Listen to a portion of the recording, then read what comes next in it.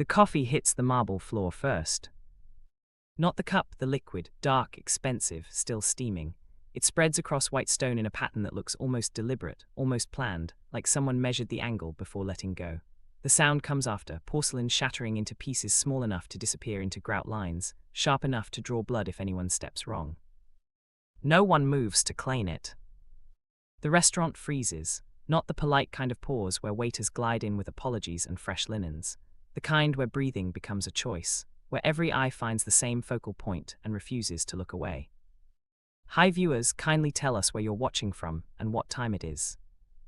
A man stands at the center table, pregnant, visibly, the kind of pregnancy that can't be hidden under tailored clothes or strategic positioning. 23 weeks, maybe more. His shirt, Brooks Brothers, ruined now, clings to a body that shouldn't be in this room, shouldn't be standing, shouldn't exist in a space where hierarchy is currency and vulnerability is bankruptcy. His hands shake. Not from fear, from something older. The silence around him isn't empty, it's full, packed with judgment, with phones angling for footage, with whispered calculations about what this will cost, who this will ruin, how fast the video will spread. Someone 3 tables over adjusts their Cartier watch. A woman in Prada sets down her wine glass with the care of someone defusing a bomb. The man's lips don't move. They haven't moved in years. Kairo Vale learned at 8 that words were optional, that silence was safer than speech, that watching was smarter than asking, that people filled empty space with their own assumptions and he could survive inside those gaps. Mute by choice or by damage, no one asked anymore, no one cared. What mattered was the hierarchy. Omega, pregnant, alone. 3 facts that should never occupy the same sentence in a room like this. Across from him, another man laughs. The sound cuts through crystal chandeliers and polished silverware like a blade through silk. Designer suit, Gucci probably. The kind of confidence that comes from never being told no, never facing consequences, never wondering if the floor will hold. Blaze Hargreave. Ex-something, former something. The kind of history that leaves scars in places X-rays can't reach. You always were clumsy, Blaze says, loud enough for the couple at the next table to hear, loud enough for the waiter near the kitchen to pause mid-step. Guess some things don't change. Kairo's fingers twitch toward the tablet in his bag, the one that translates thought into text, silence into communication, invisibility into presence. But his hands won't cooperate. They're too busy remembering the last time Blaze touched him. New Jersey, corporate office. The day his entire life collapsed because someone decided hierarchy mattered more than humanity. The coffee wasn't an accident. Kairo poured it. On purpose. The realization spreads through the room like the liquid on the floor, slow, inevitable, impossible to stop. Gasps ripple outward. A woman in the corner clutches her pearls. A man near the bar sets down his bourbon with enough force to crack the glass. Someone just assaulted someone in a room where power costs 6 figures and mistakes cost careers. Except no one's sure who the victim is. Blaze's smile doesn't reach his eyes. It never did. You think you can touch me and walk away. Kairo's heart slams against ribs that feel too small, too fragile, too close to breaking. His belly tightens. Not a contraction, something worse. The kind of stress that turns high-risk pregnancies into emergency rooms, into caskets, into obituaries that mention complications without naming blame. He tries to step back. Blaze moves faster. His hand clamps around Kairo's wrist, not hard enough to bruise immediately, hard enough to promise it later, hard enough that everyone watching knows this isn't about coffee anymore. Who would breed with you? Blaze mouths, quiet, just for Kairo. Just for the man who reads lips better than most people read books. The words land like bullets. Because pain has memory. And humiliation remembers everything. Kairo's vision blurs, not from tears, from the weight of every moment that led here, every boardroom that went silent when he entered, every bathroom he avoided because safety was negotiable, every promotion that went to someone louder, someone easier, someone who didn't require accommodation. He should apologize. He should type something gracious on his tablet, something that lets Blaze walk away satisfied, something that preserves the social contract everyone in this room depends on. But his fingers won't move. Because somewhere between the coffee and the grab, between the mockery and the threat, something shifted. Not in the room.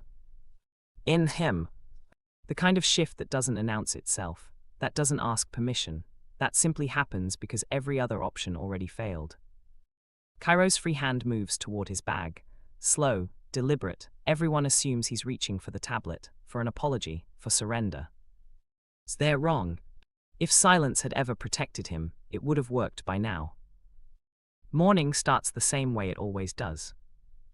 Alarm at 5:47 a.m., not 5:45, not 6:00. Exactly 5:47, because routines don't negotiate and neither does the body carrying 23 weeks of someone else's future. Cairo's hand finds the phone before his eyes open, muscle memory older than the pregnancy, older than the silence, old enough to survive on autopilot. The apartment smells like lavender and something expensive, not perfume, the kind of scent that comes from having money but not needing to prove it. Hardwood floors that cost more than most cars, floor-to-ceiling windows overlooking a harbor that looks fake in the early light, too perfect, too still, like someone painted it there to remind him what safety costs. He doesn't remember buying this place. Someone else did. His feet touch cold tile in the bathroom. The mirror shows what it always shows, a body that doesn't belong to him anymore, a belly that grows without permission, eyes that stopped asking questions because answers only made things worse. The mating mark at his wrist catches the light, faded now, legal, registered, the kind of permanent that comes with paperwork and witnesses and consequences. He runs water until it's hot enough to hurt. Shower, dress, toast with almond butter because his stomach can't handle anything heavier before noon. The tablet sits on the kitchen counter, charged, waiting, ready to translate silence into sentences that people can ignore with eye contact instead of cruelty. The calendar on the wall shows Tuesday. Lunch meeting, Newbury Street, 12:30 p.m. He stares at it longer than necessary. There's a name attached to the appointment, one he wrote himself 3 days ago, one that should have stayed buried with everything else from New Jersey, from the corporate office, from the man who taught him that hierarchy wasn't opinion, it was law.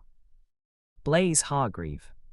Cairo's hand hovers over the tablet. He could cancel, type 2 words, can't make it, and let the message do what his voice can't. Simple, clean, safe. His finger moves. Stops and moves again. The message deletes itself before sending. Because there's a part of him that needs to know if Blaze remembers. If the man who ruined his life in New Jersey even kept the memory, or if Kairo was just another Omega, another casualty, another name that didn't matter enough to stick. He tells himself it's closure. It's not. Outside, the city wakes up the way cities do, too loud, too fast, too sure of itself. Cars honk, people shout into phones about meetings that matter and problems that don't. Kairo watches from the window, 23 floors up, far enough that individual faces blur into patterns, far enough that he can pretend the noise isn't meant for him. His phone buzzes. Not a call, a notification, calendar reminder. Lunch, 12:30 Newbury Street. Below it, a message, one he doesn't remember setting. Stay visible, stay safe, I'll know if something's wrong. No name attached. It doesn't need one. Cairo's hand moves to his belly. The baby kicks once, soft, barely noticeable. The kind of movement that reminds him he's not alone even when the apartment feels like a museum, even when silence is the only language he speaks fluently. He picks up the tablet. Types slowly. I'll be fine. Sends it to no one.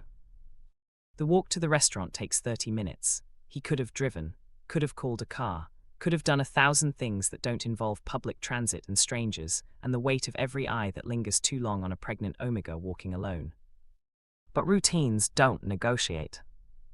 And neither does the part of him that refuses to hide. The restaurant appears at 12:15. Early, always early, because showing up late means drawing attention, means explaining. Means existing in a way that demands accommodation. Better to sit in a corner booth and wait. Better to let the room adjust to him before he has to adjust to it. The hostess doesn't smile. She doesn't need to. Her eyes do the work, scanning, calculating, deciding where to put the Omega who doesn't fit the aesthetic. Not near the window, not near the bar, somewhere back, somewhere quiet, somewhere people can pretend not to notice. Table for one, she asks. Kairo nods. She leads him past chandeliers and marble and men in suits that cost more than his first apartment. Past women with Hermes bags and manicures, sharp enough to draw blood. Past tables where power sits and money whispers and hierarchy decides who eats and who watches. The booth is in the corner. Perfect. He slides in, orders water, pulls out the tablet, waits. Blaze arrives at 12:33.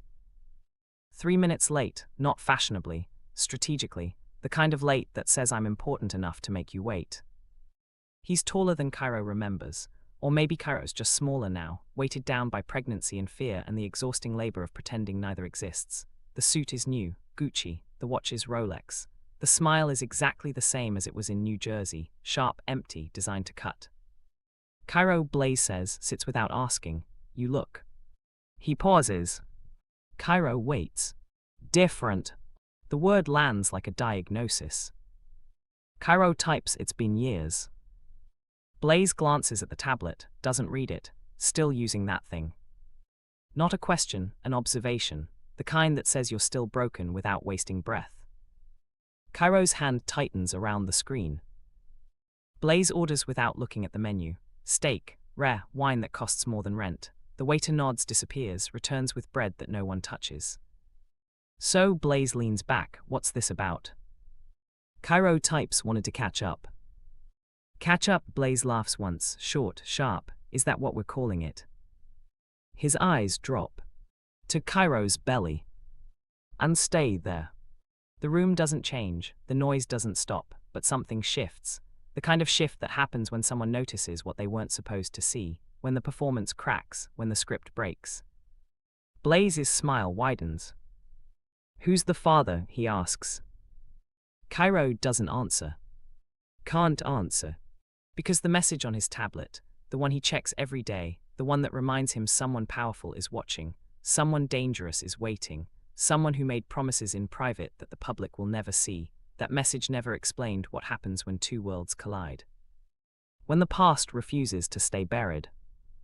And the only person who knows the truth is the one person who can't speak. The email arrived 4 days before the lunch. Kairo almost deleted it. No subject line, sender address he didn't recognize, the kind of message that usually contains job offers from countries that don't exist or investment opportunities in princes who need help transferring millions. Spam, noise, digital garbage that clutters inboxes and wastes time. But the preview text showed a name. Blaze Hargreave. His finger hovered over the trash icon. Didn't press it. The message was short, professional. The kind of language people use when they're pretending history doesn't exist, when they're rewriting the past into something clean enough for LinkedIn, polite enough for networking events. Kairo, hope you're well. I'll be in Boston next week for business. Would love to catch up if you're free. Let me know. B. 17 words. Each one a lie. Kairo read it 6 times, looked for the trap, the hidden meaning, the coded threat. Found nothing but standard corporate pleasantries, the kind of empty politeness that fills conference rooms and ruins lives quietly. He should have ignored it. He didn't, because there was a part of him that needed to know if Blaze remembered. If the man who exposed him in New Jersey, who stood in a boardroom full of executives and announced Kairo's designation loud enough for HR 3 floors down to hear, who smiled while Kairo packed his desk, who made sure every company in the tri-state area knew exactly why Kairo Vale was unemployable, if that man even kept the memory, or if ruining lives was just Tuesday for him. Kairo typed a response. Deleted it. Typed again. Shaw Newbury Street, Tuesday, 12:30. Sent it before the doubt could stop him. The reply came 6 minutes later. Perfect, see you then. No apology, no acknowledgement, no recognition that the last time they occupied the same room, Kairo lost everything and Blaze walked away with a promotion. Just perfect. Now, sitting across from him in a restaurant that costs more than Kairo used to make in a month, watching Blaze's eyes linger on his belly like it's a stain, like it's evidence, like it's proof of something shameful, Kairo understands the trap wasn't in the email. It was in showing up. You didn't answer my question, Blaze says, fork scraping against porcelain, knife cutting through meat that bleeds onto white china. Who's the father? Kairo's hand moves toward the tablet. Blaze's hand moves faster. Not grabbing, just close enough, just threatening enough, the kind of proximity that doesn't need touch to communicate violence. Let me guess, Blaze continues, voice low, conversational, the tone people use when they're saying terrible things in public and relying on politeness to keep witnesses silent.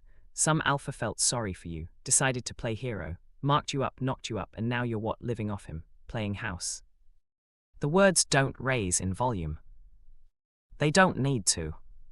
Every syllable is designed to cut, to remind Cairo that in Blaze's world, omegas don't have value, they have function, and pregnancy without purpose is just evidence of poor judgment, poor planning, poor genetics. Cairo types, "That's not your business." "Everything about you became my business the second you walked into my world," Blaze says, leans forward, close enough that Cairo can smell his cologne. "Expensive, suffocating. You think you get to just exist, just take up space. You're Omega, Cairo. That means you follow rules, and the first rule is knowing your place." The restaurant continues around them. Waiters pour wine, couples laugh, businessmen negotiate deals that will make millions and ruin thousands. No one looks at the corner booth, no one intervenes. Because hierarchy isn't opinion. It's infrastructure. Cairo tries to stand. Blaze doesn't move, doesn't need to. Just the angle of his body, the way he's positioned between Cairo and the aisle, between escape and exit, is enough. "Sit," Blaze says. Not a request. Cairo's legs obey before his brain agrees. Muscle memory, survival instinct, the part of him that learned young that resistance costs more than compliance, that fighting back just means losing harder. His hand finds his belly, the baby kicks, strong this time, insistent, like it knows something's wrong, like it's trying to warn him, like 23 weeks of development somehow comes with the instinct to recognize danger. "You know what I think?" Blaze cuts another piece of steak, chews slowly, swallows. "I think you got desperate, found some alpha willing to overlook what you are, and now you're here playing pretend, hopping no one notices." Cairo's fingers hover over the tablet. "You noticed me in New Jersey." He types it, shows the screen. Blaze glances at it, laughs. "I exposed you in New Jersey, there's a difference. You were passing, lying, taking a job meant for someone qualified, someone real. I was qualified. You were a fraud." Blaze sets down his fork. "And now look at you, pregnant, silent, useless, exactly what I said you'd be." The coffee cup sits between them. Full, hot, untouched. Cairo's hand moves toward it. Slow, deliberate, the kind of movement that looks accidental until it's not. His fingers wrap around the handle. Blaze is still talking, something about hierarchy, about natural order, about how omegas who don't know their place end up exactly like Cairo, pregnant and powerless and dependent on alphas who will leave the second something better comes along. Cairo lifts the cup. Blaze doesn't notice. The room doesn't notice. No one ever notices the moment before everything breaks. Cairo's hand tilts. The coffee pours. Slow, almost graceful, like someone rehearsed the angle, measured the distance, calculated exactly how much liquid it takes to ruin a Gucci suit and a man's composure in the same motion. It hits Blaze's chest first, then his lap, then the floor. The sound of porcelain shattering comes after. But the silence comes first. And in that silence, Cairo realizes he just chose the one option that guarantees he won't walk out of here the same person who walked in. The thought arrives before the action. That's the part no one talks about, the space between knowing something's a bad idea and doing it anyway, the gap where logic lives and dies. Where consequences wait with their arms crossed, already disappointed. Cairo's hand is still moving toward the coffee cup. He knows what happens next. Knows Blaze will react, knows the room will turn, knows phones will capture this from 6 different angles and the video will be online before he makes it to the street. Knows every fragile piece of safety he's built will collapse the second that liquid leaves the cup. Knows it. Does it anyway. Because there's a kind of pain that doesn't care about consequences, that stops calculating costs, that looks at the future and decides the present hurts worse. His fingers wrap around the handle. The ceramic is warm, not hot enough to burn, just enough to remind him this is real, that this moment exists, that he's about to cross a line that doesn't have a return address. Blaze is still talking. And another thing about omegas like you. The words fade. Not because Cairo stops listening. Because something louder starts screaming. The voice in his head, the one that usually begs him to stay quiet, stay small, stay safe. the one that kept him alive through New Jersey, through the corporate exposure, through every bathroom he hid in and every conversation he pretended not to hear. That voice is saying something different now. Do it. Not loudly, not violently. Quietly, like it's been saying it for years, and he's only just now listening. Cairo's hand lifts. The cup rises, coffee sloshes against the sides, dark, still steaming, expensive, the kind of drink that costs $12 and comes with a lecture about fair trade and sustainability and flavor notes that require a degree to pronounce.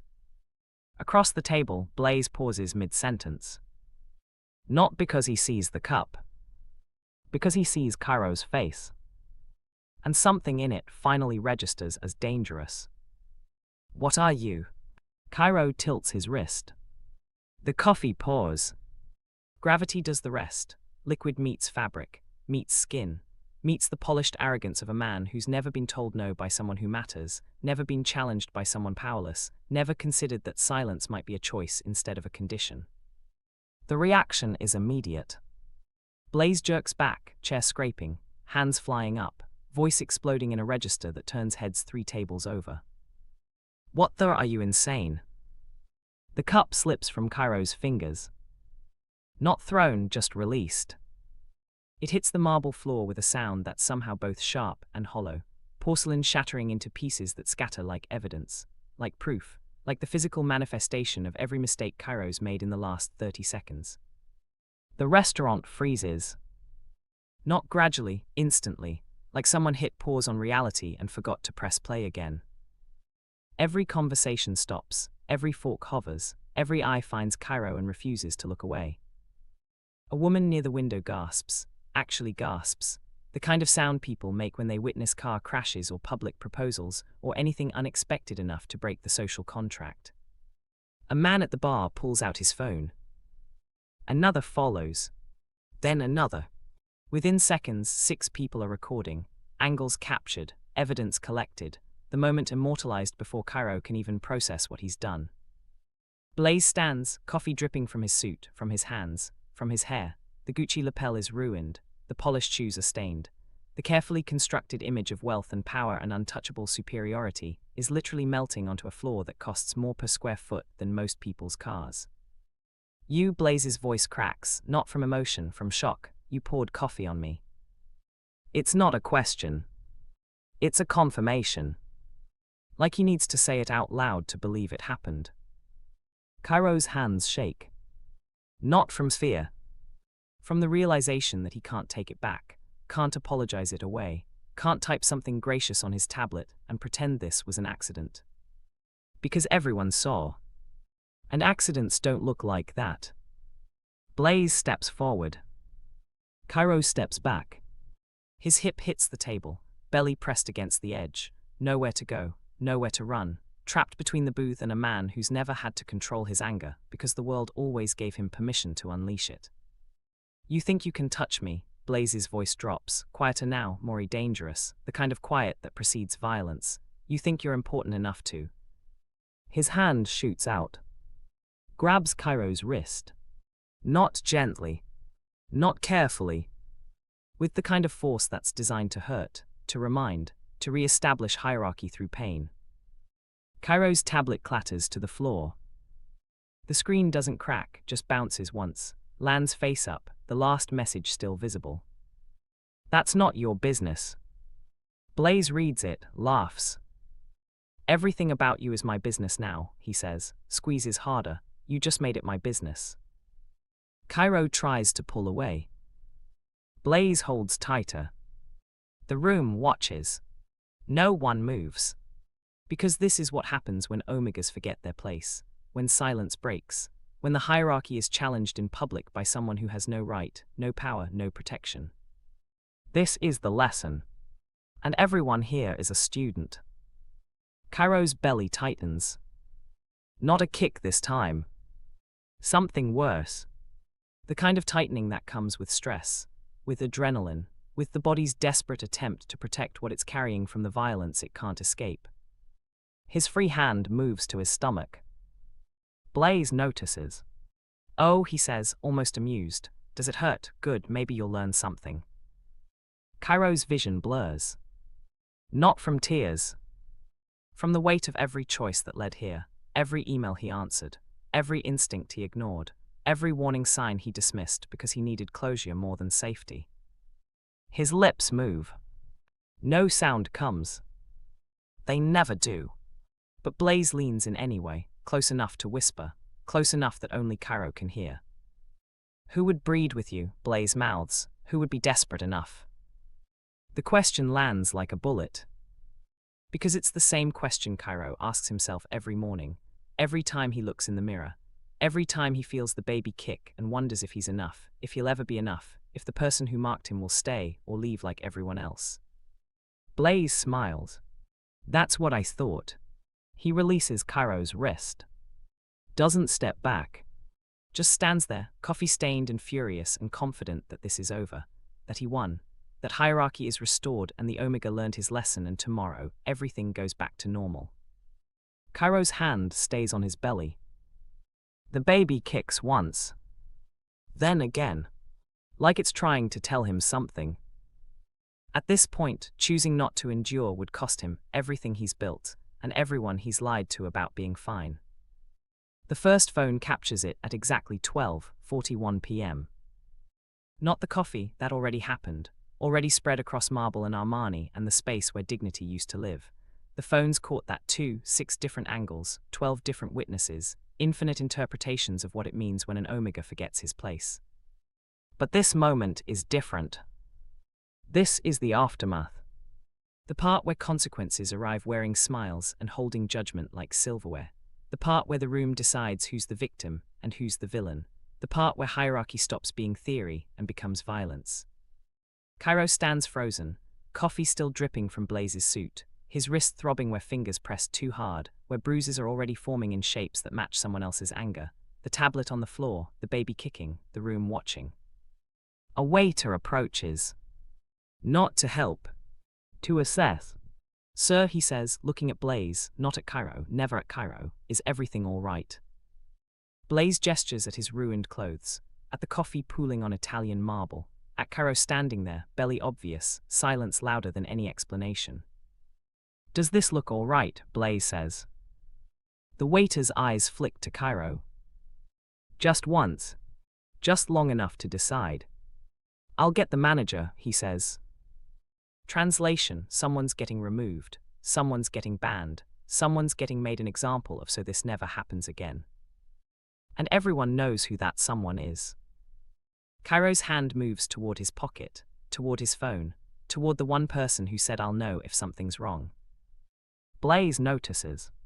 Don't, he says, quiet, just for Cairo, don't you dare call for help. Cairo's fingers close around the phone anyway. Blaze steps closer. I will make sure everyone here knows exactly what you are, he whispers, exactly what you did, exactly why no one should ever trust you again. Cairo's thumb hovers over the screen. One button, one call, one message. But his hand won't move. Because there's a part of him that believes Blaze, that knows exposure is worse than injury, that survival sometimes means enduring instead of fighting. A woman at the next table leans toward her companion. Did you see that? She whispers, loud enough. He just attacked him in public. Her companion nods. Omegas shouldn't be allowed in places like this, too unstable. The words carry. They're meant to. Cairo hears every syllable, every assumption, every conclusion that rewrites what happened into something simpler, something easier, something that confirms what people already believe about bodies like his. Another phone rises. Then another. Not recording anymore. Sharing.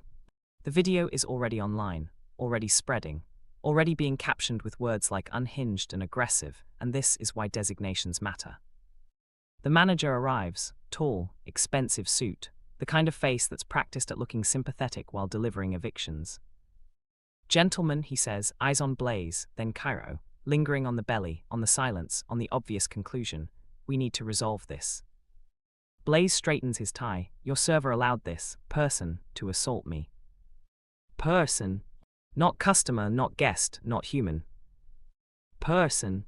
The manager's expression doesn't change. Sir, I apologize for. I want him removed, Blaze interrupts, immediately. The manager looks at Kairo. Kairo looks back. His hands move to the tablet. Still on the floor. He bends to pick it up. Too fast, too sudden, belly tight and balance wrong and body protesting the movement. Pain shoots through his abdomen. Not sharp, dull, heavy, the kind that spreads instead of stabs, the kind that means something's wrong, something's shifting, something that was fragile just became critical. He straightens slowly. Types with shaking fingers. I'm sorry. Shows the screen to Blaze. Blaze reads it. Laughs. Sorry doesn't pay for dry cleaning, he says, loud enough for the phones to catch, loud enough for the jury of strangers to hear and judge and decide who deserves sympathy. The manager clears his throat. Sir, if you'd like to step outside. He's talking to Kairo. Not Blaze. Never Blaze. Because the omega with the belly and the silence and the tablet is the problem, has always been the problem, will always be the problem until he learns to stop existing in spaces that weren't designed for him. Kairo's phone buzzes in his pocket. Once, twice, 3 times. Not a call. Messages. He knows without looking who they're from. His hand moves toward his pocket. Blaze grabs his wrist again. Same spot, same pressure, same reminder of who has power and who doesn't. Don't, Blaze says. The manager steps closer. Sir, I'm going to have to ask you to leave. Still talking to Kairo. Still pretending this is about maintaining order instead of maintaining hierarchy. Kairo pulls his wrist free.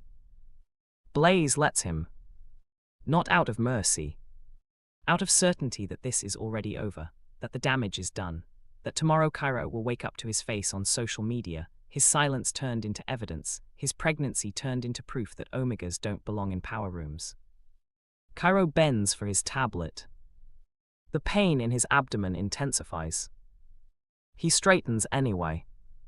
Types slowly. I'll leave. Shows it to the manager. The manager nods, thank you for understanding. Understanding. Like Kairo chose this, like he agreed to be humiliated in public, and then thanked for the privilege of leaving quietly. Kairo moves toward the exit. Each step heavier than the last, each breath tighter, each kick from the baby more insistent, more desperate, more like a warning he's too late to heed. The room watches him go. Not with sympathy. With satisfaction. Because this is what happens when omegas forget their place. This is the lesson. And everyone just got educated. Kairo reaches the door. His phone buzzes again. 4 messages now. He pulls it out. Reads the last one. Where are you? 2 words. It's no name. It doesn't need one. His fingers hover over the reply box. Behind him, Blaze's voice carries across the restaurant. Someone should report him for the child's safety. The sentence lands like a death threat. Because in Massachusetts, in Connecticut, in every state where hierarchy is law, someone doesn't mean authorities. It means alphas. And alphas don't investigate. They claim. Kairo's hand moves to his belly. The baby kicks. Hard this time. Almost violent. Like it knows what's coming. Like 23 weeks of development somehow comes with the instinct to fight before the fight arrives. He types 1 word. Help. Sends it. The reply comes in seconds. Stay visible, I'm coming. Kairo looks back at the restaurant. At Blaze, already ordering another coffee. At the manager, already smiling at the next customer. At the phones, already uploading footage to platforms that will judge him in hashtags and comments and shares that turn trauma into content. At this point, silence no longer protected him, and help was still 10 minutes away. The hand on his shoulder arrives before the voice. Firm, not grabbing, just there, just present, just enough pressure to stop Kairo from moving toward the exit, from disappearing into the street, from making the mistake of thinking distance equals safety. He turns. The man standing behind him is a stranger, at least to everyone watching. Tall, black, early 40s maybe, expensive suit that doesn't announce itself, the kind of tailoring that whispers instead of shouts. His eyes scan Kairo once, head to toe, lingering on the belly, on the trembling hands, on the phone still clutched like a lifeline. "You're not going anywhere alone," the man says, quiet, final. Kairo's fingers move toward his tablet. The stranger shakes his head. "Don't need to explain, I know who you are." That sentence changes everything. Because strangers don't know, strangers assume. Strangers see pregnant Omega and fill in the blanks with stereotypes and judgment and conclusions that fit their worldview. This man isn't guessing. He knows, which means someone sent him. Kairo's phone buzzes again. He glances at the screen. Darius is there, go with him. No signature. It doesn't need one. Darius, the stranger with the tailored suit and the careful hands, nods toward the exit. "We need to leave, now." Kairo doesn't move. Can't move. Because behind them, Blaze is watching. And behind Blaze, phones are still recording. And somewhere in the digital ether, the video is already being dissected by strangers who have never met Kairo, but have decided they know exactly what kind of person pours coffee on someone in public. "Sir," the manager appears again, still addressing Kairo, still pretending this is about policy instead of hierarchy. "I really must insist." Darius turns. The temperature drops. Not literally, but something in his posture, in the angle of his shoulders, in the way he occupies space makes the manager stop mid-sentence. "He's leaving," Darius says, "with me." The manager's eyes flick between them, calculating, deciding if this is worth the fight. He chooses wrong. "I don't think." "You don't need to think," Darius interrupts, voice still quiet, still controlled. "You need to step back." The manager steps back. Muscle memory, survival instinct, the part of him that recognizes when someone isn't asking. Darius's hand returns to Kairo's shoulder, gentler this time. "Come on." They move toward the exit. Behind them, Blaze's voice cuts through the room. "You can't just walk away, he assaulted me." Darius doesn't turn. Doesn't respond. Just keeps walking, keeps Kairo moving, keeps the space between them and the restaurant growing with every step. They reach the sidewalk. The air outside is colder, sharp, the kind that makes lungs work harder, makes skin remember it's vulnerable. Kairo's abdomen tightens again. He stops, hand flying to his belly, breath catching. Darius notices immediately. How far along? Kairo types 23 weeks. High risk. Kairo nods. "We need to get you checked," Darius says, already pulling out his phone, already dialing. "There's a clinic 6 blocks from here, private, Omega specialized." The call connects before Kairo can protest. "Dr. Inns, it's Darius. I'm bringing someone in 23 weeks. Possible stress-induced complications. We'll be there in 10 minutes. He ends the call, looks at Kairo. "Can you walk or do I need to call a car?" Kairo's legs feel like water, like they might give out, like the weight of the last 20 minutes is finally landing, and his body is deciding it's done pretending to be strong. He types, "I can walk." "That wasn't the question," Darius says. "Can you walk without hurting the baby?" The distinction matters. Kairo stares at the screen, at the question that rewrites everything. That makes this about the baby instead of about him. That assumes his pain is negotiable, but the pregnancy isn't. Before he can answer, a car pulls up. Black tinted windows, Connecticut plates. The kind of vehicle that costs more than most houses and comes with the implicit understanding that whoever rides inside doesn't wait for public transit. The back door opens. A voice from inside, "Get in." Not Darius. Someone else. Kairo's heart stops. Because he knows that voice. Knows the way it sounds when it's giving orders. Knows the way it changes when it's scared. He leans down, looks inside. Rafe Calderon sits in the back seat.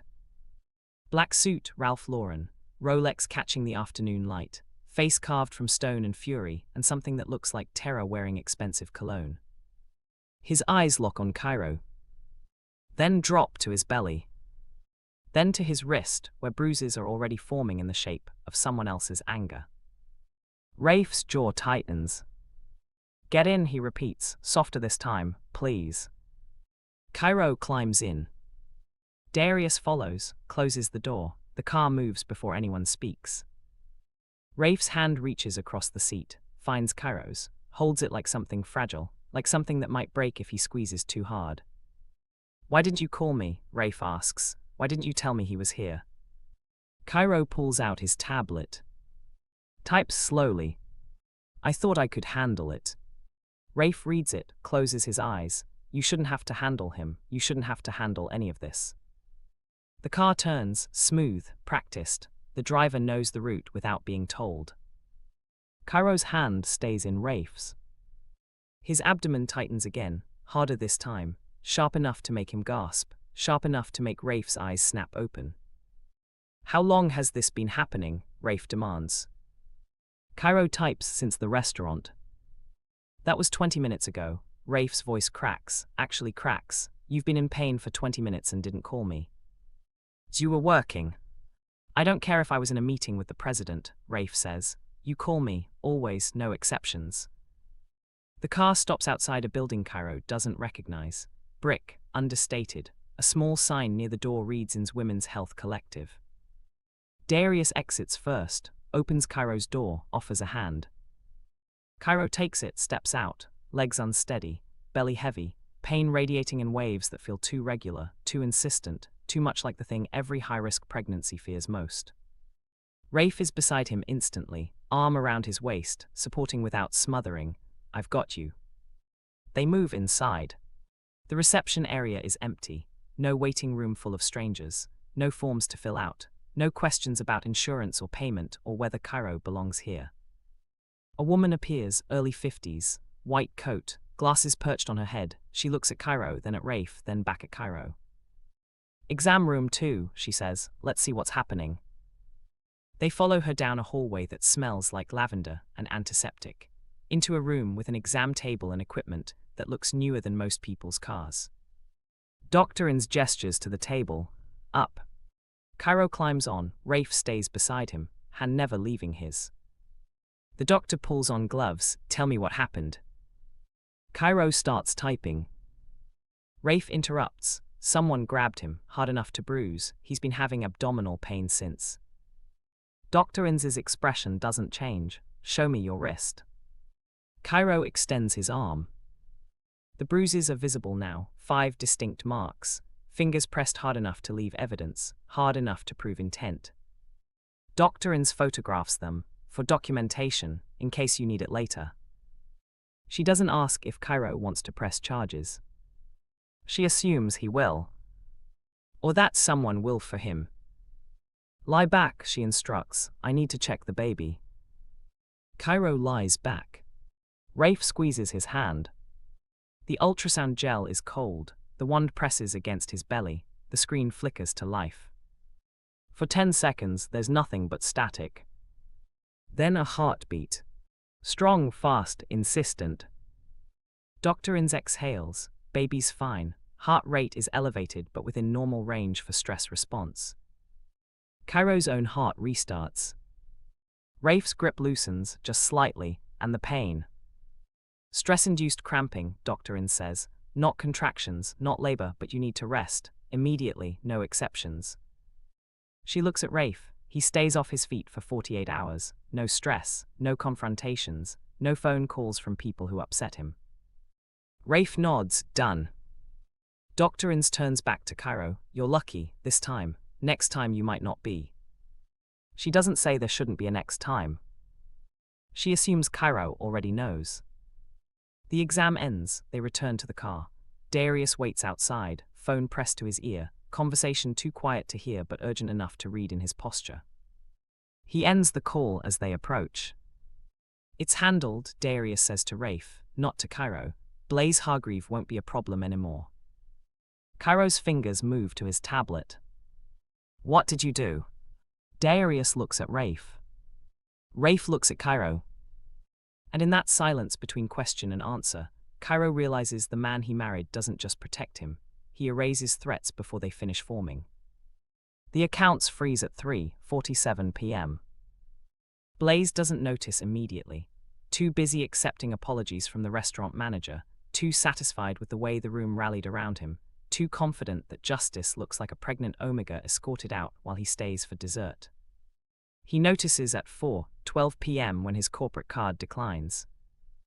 Not for the meal, for the wine he ordered after, the expensive bottle, the celebratory pour, the liquid victory that costs $400 and tastes like vindication. The waiter returns, apologetic, confused. So the card was declined, do you have another? Blaze pulls out a different card, personal, black, the kind with no limit because limits are for people who have to ask permission. Declined. He tries a third. Same result. By 4:30 p.m. his phone starts buzzing. Not calls, alerts, notifications from banks, from investment accounts, from automatic payments that suddenly can't process.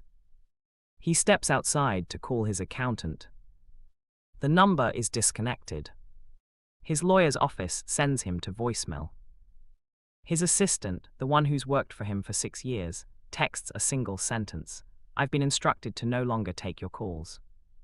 Instructed? By who? He tries to access his email. Password invalid. He resets it. Invalid again. His work laptop locks him out. His cloud storage disappears. His digital footprint, every file, every contact, every carefully constructed connection that took a decade to build, vanishes like it never existed. By 5:00 p.m., his firm calls. Not his direct supervisor, HR.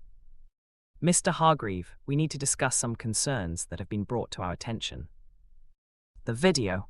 He knows before they say it, knows someone sent them the footage, knows they watched him grab Cairo's wrist, heard him mock the pregnancy, saw him smile while doing it. There's been a misunderstanding, Blaze starts. There's been a termination, HR corrects. Effective immediately. Security will escort you out tomorrow morning. Do not attempt to access the building before then. The call ends. He stands on Newbury Street, coffee-stained suit, frozen accounts, career evaporating, and somewhere in the back of his mind, a question forming that he's not smart enough to ask out loud. Who did this? Not the restaurant, not the Omega, not some viral internet mob demanding justice. Someone with access, with power, with the kind of reach that doesn't just ruin lives, it erases them. Someone who knew exactly which accounts to freeze, which contacts to sever, which pressure points to apply so the collapse looks natural instead of orchestrated. Blaze pulls out his phone, scrolls through contacts, finds the one person who might have answers. Marcus Chen, corporate lawyer, connected, discreet, the kind of person who knows things before they happen. The call connects. Marcus, I need. I can't help you, Marcus interrupts, and you need to stop calling me. What are you?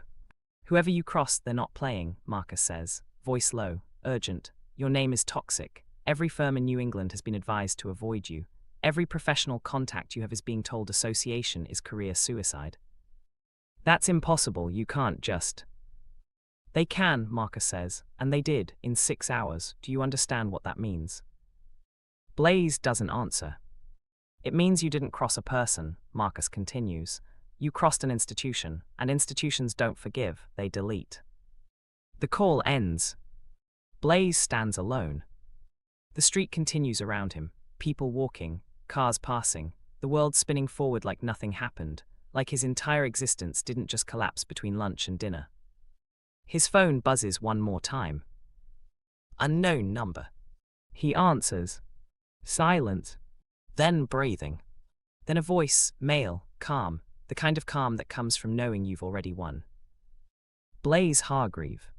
Who is this? Someone who wants you to understand something very clearly, the voice says. The Omega you assaulted today, the one you grabbed, the one you humiliated. Blaze's blood goes cold. He's married, the voice continues, to me, and you just put your hands on something that doesn't belong to you. I didn't know. You didn't ask, the voice interrupts. You assumed, and assumptions cost you everything you built, your accounts. Your career, your reputation, gone because you touched what's mine. This is illegal, you can't just. I didn't do anything, the voice says. I made calls, asked questions. shared footage. Let people make their own decisions about who they want to associate with. Turns out nobody wants to associate with someone who assaults pregnant omegas in public. Blaze tries to speak. The voice doesn't let him.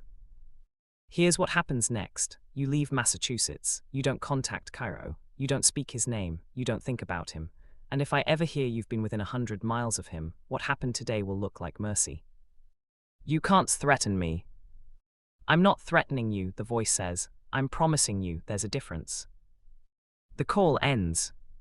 Blaze stands on the sidewalk, phone dead in his hand, life in ruins. And for the first time since New Jersey, since the corporate exposure, since he learned that hierarchy gave him permission to hurt people weaker than him, he understands what it feels like to be powerless. Across town, in a penthouse overlooking Boston Harbor, Cairo lies on a couch that costs more than his first car. Rafe sits beside him, hand resting on his belly, feeling the baby kick, counting each movement like proof of survival. He won't bother you again, Rafe says, quiet, final. Cairo's tablet rests on his chest. He types slowly, what did you do? Rafe looks at him, eyes dark, unreadable, what I should have done years ago. That's not an answer. It's the only answer you're getting, Rafe says, because you don't need to know the details, you just need to know you're safe. Cairo stares at the screen. Types, I don't want to be someone you have to protect. Rafe's hand tightens on his belly, just slightly. You're not someone I have to protect, you're someone I choose to protect, there's a difference. What if I don't want that?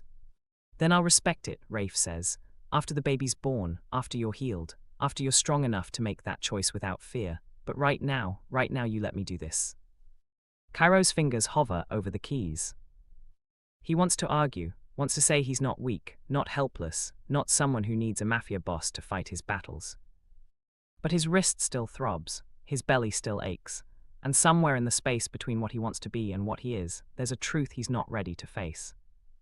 Which created a new problem no one knew how to solve. What happens when safety feels like surrender? The mating mark becomes visible at 6:23 p.m.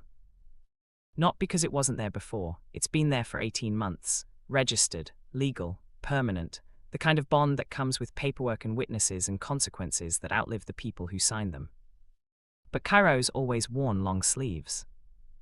Even in summer, even when the heat makes fabric feel like punishment, because the mark is proof, evidence, confirmation that he belongs to someone, that his body isn't his own, that somewhere a contract exists with his name and someone else's claim. Now, sitting in the penthouse with Rafe beside him, and the baby kicking hard enough to see through his shirt, the sleeve rides up. Just an inch. Just enough. Rafe sees it, reaches for it, traces the faded lines with fingers that know exactly where they placed the mark, exactly how much pressure it took, exactly what it means. You still hide it, Rafe observes. Not a question, a statement. Cairo pulls his arm back, types, people assume things. Let them assume. Easy for you to say. Rafe leans back, studies him. You think I don't know what it costs you, walking around with my name on your skin? Cairo doesn't answer. I know, Rafe continues. I know every restaurant that wouldn't seat you, every job that suddenly wasn't available, every stranger who decided you were less than because of what you are and who you're bonded to. Then why did you mark me? The question sits between them. Heavy, unavoidable. Rafe's expression doesn't change, because you ask me to. Cairo stares at the screen. Types. I was desperate. You were dying, Rafe corrects. There's a difference. New Jersey almost killed you, not physically, but you were disappearing, and I wasn't going to watch that happen. So you claimed me. I married you, Rafe says. The mark came after, at your request, because you said you needed proof, something visible, something legal, something that would make people think twice before they... He stops. Cairo finishes the sentence in his head. Before they hurt you, before they expose you, before they decide your existence is negotiable. I don't regret it, Rafe says. Marking you, marrying you, any of it, do you? Cairo's fingers hover over the tablet. He wants to say no, wants to mean it, wants to believe that 18 months of safety, of not having to fight alone, of waking up in a place where locked doors actually keep people out, that all of it was worth the price of belonging to someone else. But the video from today is still online, still spreading, still being shared with captions that call him unstable, aggressive proof that Omegas can't control themselves. And none of those people know about Rafe, about the mark, about the man who just erased Blaze Hargreaves' entire existence in 6 hours. They just see pregnant Omega, violent, alone. Exactly what Blaze wanted them to see. Kairo types, what happens when they find out about you? They already know, Rafe says. Anyone who matters, anyone with enough reach to be a threat, they know exactly who you're married to and what happens if they cross that line. And the people who don't matter, they don't get close enough to find out. Kairo looks at his wrist, at the mark that's supposed to protect him, that's supposed to announce he's claimed, owned, off limits. Types, it didn't stop Blaze. Rafe's jaw tightens. Blaze didn't know, he does now. Because you told him. Because I showed him, Rafe corrects. Words are cheap, actions are permanent, and after today, everyone in New England knows what happens when you touch what's mine. The possessive lands wrong. Kairo flinches, just slightly, just enough for Rafe to notice.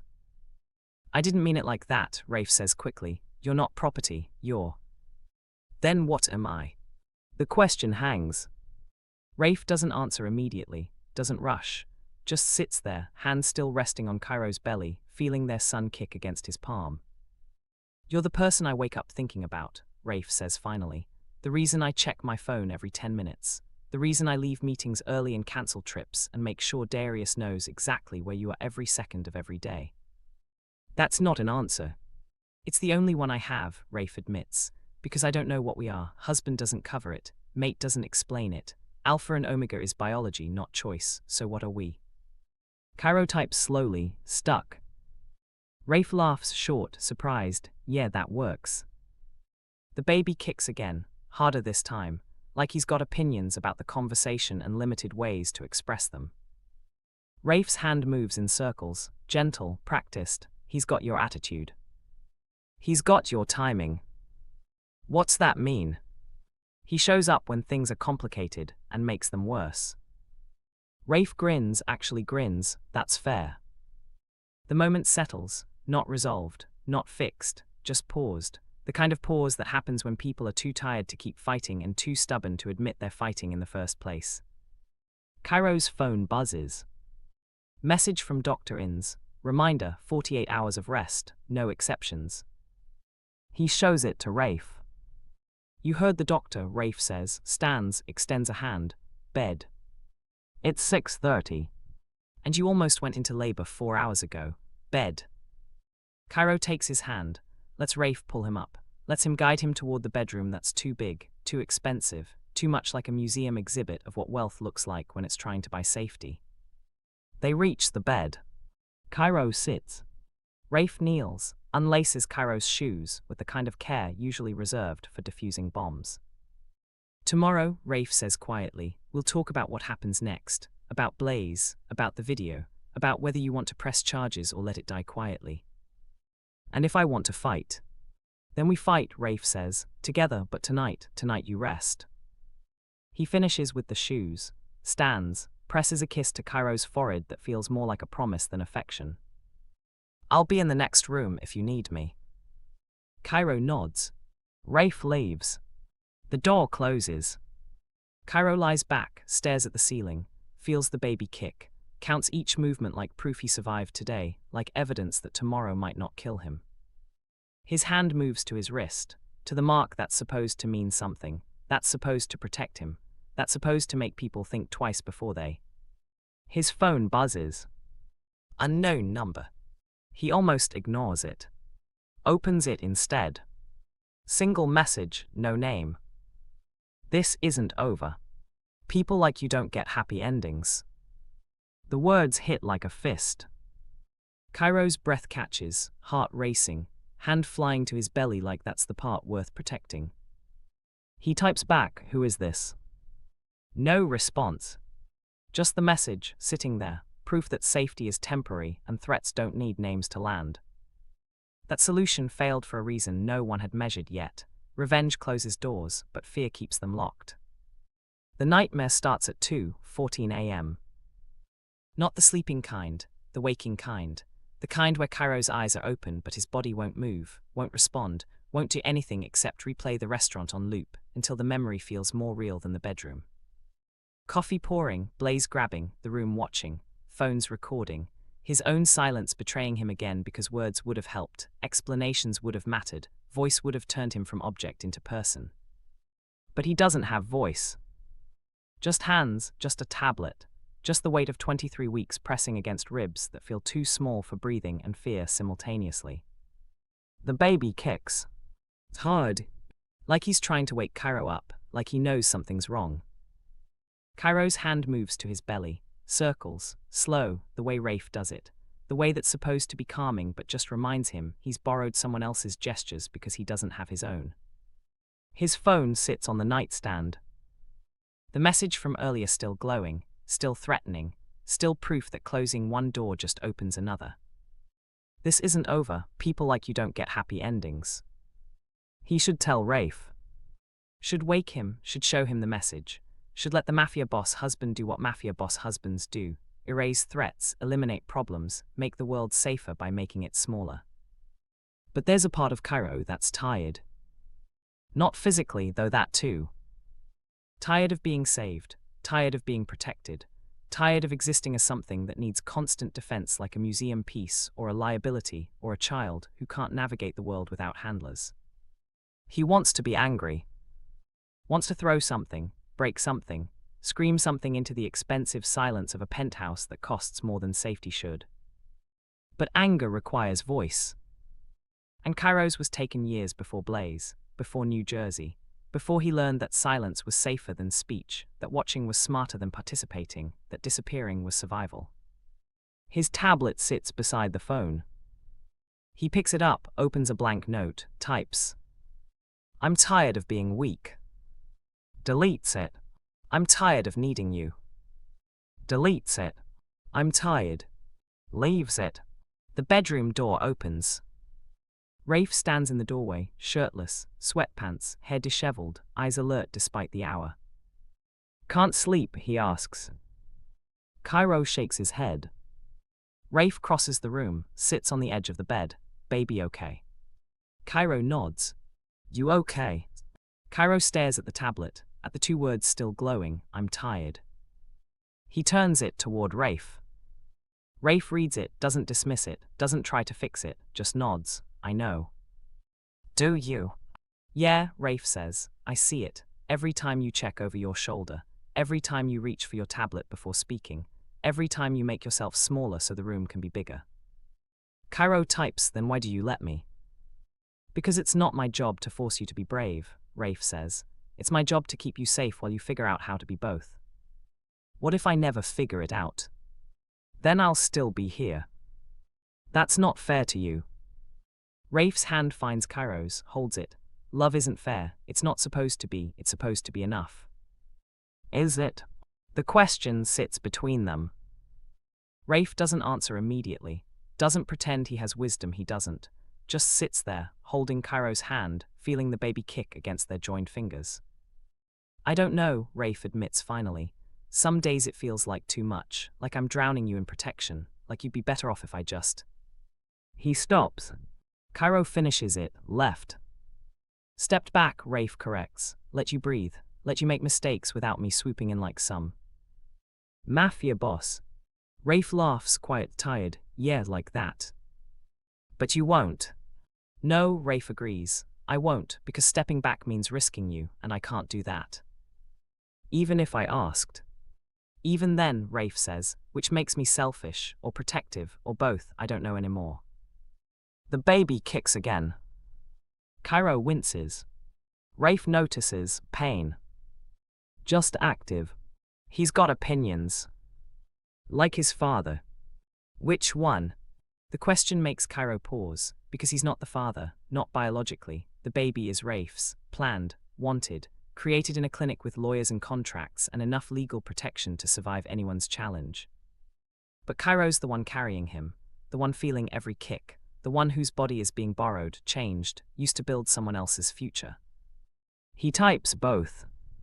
Rafe's expression softens. You're scared he won't be yours. It's not a question. Cairo nods. He's ours, Rafe says, legally, biologically, emotionally, every way that matters. You're not just carrying him, you're giving him everything I can't: patience, gentleness, the ability to exist in silence without it being empty. You think silence is a gift? I think the way you move through the world is a gift, Rafe says. You don't demand space, you earn it, and anyone who gets to be near you, including him, is lucky. Cairo's eyes burn. Not from tears, from the weight of being seen in a way that doesn't require performance, that doesn't demand he be anything other than what he is. His phone buzzes. Both of them look at it. Another message, same unknown number. You can't hide behind him forever. Rafe picks up the phone, reads the message. His expression goes cold. How long has this been happening? Cairo types, since tonight. Why didn't you tell me? Because I wanted to handle it myself. Rafe stares at the screen, then at Cairo. This isn't handling it, this is enduring it, there's a difference. He stands, phone in hand. I'm calling Darius. It's 2 a.m. I don't care, someone's threatening you, that ends now. Please don't. Rafe stops, turns. Why? Cairo types slowly. Because I need to know I can survive something without you erasing it. The sentence lands. Rafe sits back down, sets the phone aside. Okay. Okay. You want to handle it, but I'm here. And if it gets worse, if they escalate, if for 1 second I think you or the baby are in danger, you'll erase them. Without hesitation, Rafe confirms, but until then, it's yours. Cairo stares at him, at this man who just gave him permission to be vulnerable, to be scared, to be something other than protected. Types, thank you. Rafe leans forward, presses his forehead to Cairo's. Just don't wait too long, pride is expensive, and you're carrying more than just yourself. The baby kicks in agreement. They stay like that, foreheads touching, breathing synchronized, two people trying to figure out how to be enough for each other while admitting they're both failing. And even then, it only worked because someone chose to stand instead of tower. The decision arrives 3 days later. Not dramatically, not with fanfare or revelation or the kind of moment that announces itself as important, just quietly, in the space between waking and sleeping, between fear and acceptance, between the person Cairo was and the person he's trying to become. The video from the restaurant has 47,000 views. The comments are exactly what he expected, half calling him unstable, half defending him without knowing why. Zero actually understanding what happened, because understanding requires context and context requires voice, and voice is the one thing Cairo can't give them. He could let it die, let the internet move on to the next outrage, the next viral moment, the next person whose worst day becomes everyone's entertainment. But the text messages haven't stopped. 3 more since the conversation with Rafe, each one angrier, each one more specific, each one proof that someone knows where he lives, what he's carrying, who he's married to. Your alpha won't always be there. Omega's like you don't deserve protection. I know which hospital you'll deliver at. That last one arrived this morning. Cairo stares at it, at the threat wrapped in knowledge, at the reality that safety isn't permanent, that locked doors only work until someone finds the key, that the baby he's carrying is evidence he's vulnerable in ways walls can't protect. He could show Rafe. Could let the mafia boss do what mafia bosses do. But there's a part of him that needs to know he can stand. That silence doesn't mean powerless, that being mute doesn't make him muted. He picks up his tablet, opens the Notes app, starts writing. Not to the person texting him, to himself, to the Omega who poured coffee because enduring felt worse than reacting. To the man who spent 18 months being protected and still doesn't know if that's love or convenience. He writes about New Jersey, about the corporate office, about Blaze standing in front of executives and announcing Cairo's designation like it was entertainment, about packing his desk while people watched, about the year after when jobs disappeared and apartments rejected him and the world decided being Omega meant being optional. He writes about meeting Rafe, about the mating mark, about agreeing to carry a baby because financial security felt safer than independence, about waking up in a penthouse and wondering if he traded one cage for another. He writes about the restaurant, about the coffee, about the moment his hand moved before his brain agreed, about realizing that choosing himself cost everything he'd built and nothing he actually owned. He writes for 2 hours. When he's done, the document is 6 pages long. He reads it once, then again, then saves it with a title that feels true. Silence is not surrender. His phone buzzes. Rafe, Dr. Ins wants to see you this afternoon. Just a checkup. Darius will drive you. Kairo types back, I can take the train. You could, but you won't. Why? Because I asked you not to, and you love me enough to let me worry. The message sits there. True in ways that hurt. Kairo types, fine, but I'm walking home. Deal. The appointment is routine. Blood pressure, belly measurements, ultrasound that shows a baby boy who's grown, who's thriving, who has no idea his existence is both proof of survival and target for people who hate what they don't understand. He's perfect, Dr. Ins says. Strong heartbeat, good movement, you're doing everything right.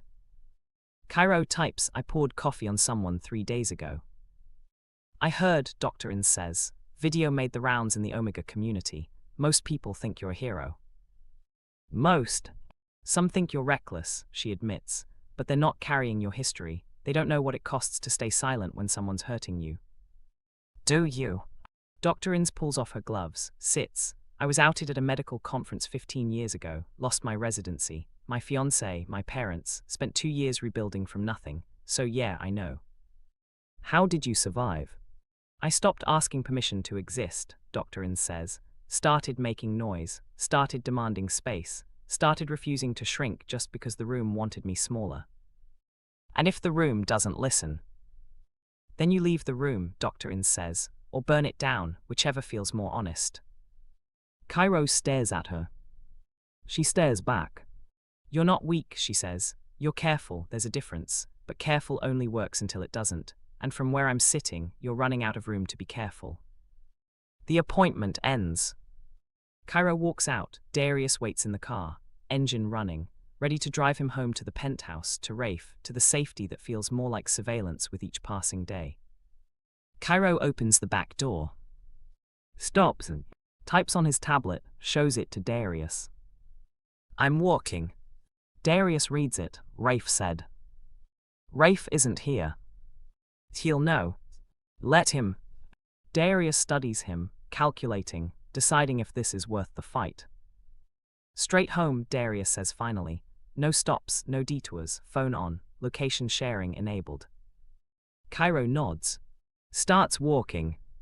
The city moves around him, people rushing, cars honking, the noise of a world that doesn't care if he's Omega or Alpha or something else entirely, that doesn't demand explanations or designations or proof he belongs. He walks past the restaurant where it happened, past the window where strangers recorded his worst moment, past the sidewalk where Blaze stood and promised this wasn't over. Keeps walking. His phone buzzes. Rafe, Darius says you're walking.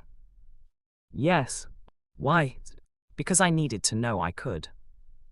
3 dots appear, disappear, appear again. Okay, but call if anything feels wrong. I will. Promise. Promise. He keeps walking, hand on his belly, baby kicking like he approves, like he knows his carrier is choosing something hard instead of something safe. 20 minutes later, Kairo reaches the penthouse. Rafe is waiting in the lobby. Not angry, not worried. Just there. You walked, Rafe observes. Kairo nods. How'd it feel? Kairo pulls out his tablet, types, like I existed without permission. Rafe smiles, small, proud, good, do it again tomorrow. They ride the elevator in silence, not the heavy kind, the kind that feels like understanding. The doors open, they enter the penthouse. Kairo sets down his bag, pulls out his tablet, opens the document he wrote this morning. Turns it toward Rafe. What's this? Rafe asks. My story, the one I'm tired of letting other people tell. Rafe reads the title, Silence is not surrender, looks at Kairo. What are you going to do with it? Post it publicly with my name. That'll make you visible. I'm already visible, I'm just not speaking. And the threats? Let them come. Rafe's expression shifts, not fear, something else. something that looks like respect wearing concern like a coat. If you do this, I can't protect you from the response. People will say terrible things, they'll make assumptions, They already do, Kairo types, at least this way it's the truth. Rafe nods slowly. Okay, but I'm reading it first, not to edit, just so I know what you're walking into. Kairo hands him the tablet. Rafe reads for 10 minutes, doesn't interrupt, doesn't comment, just reads. When he's done, he hands it back, eyes bright. This is going to change things, he says. Good.